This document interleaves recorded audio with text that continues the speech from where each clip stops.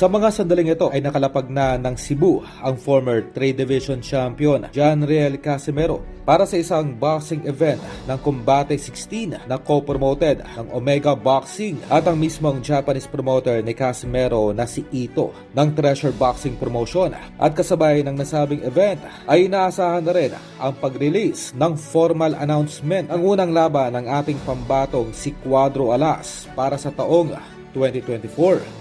Kaugnay nito ay inaasahan rin na dadalo sa nasabing event ang former Unified Super Bantamweight Champion na si Marlon Tapales na nababalita na isa sa mga pinagpipilian ngayon nitong si Masayuki Ito para kay Alas. Kumbaga ay oras na lamang ang ating hinihintay at itong si Cuadro Alas na mismo ang siyang mag-a-announce ng detalye ng susunod itong laban. Sa kabilang balita ay silyado na ang laban sa pagitan ni Romero at itong alaga ni Manny Pacquiao na si Isaac Pitbull Cruz. Nagaganapin ngayong Marso 30 sa Las Vegas na kung saan ay akit nga po ng 140 pounds itong si Isaac Pitbull Cruz kontra sa WBA Super Lightweight Champion Romero.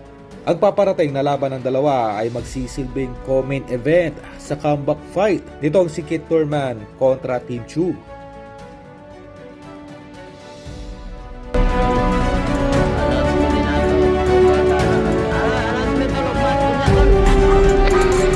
Anong seta niya?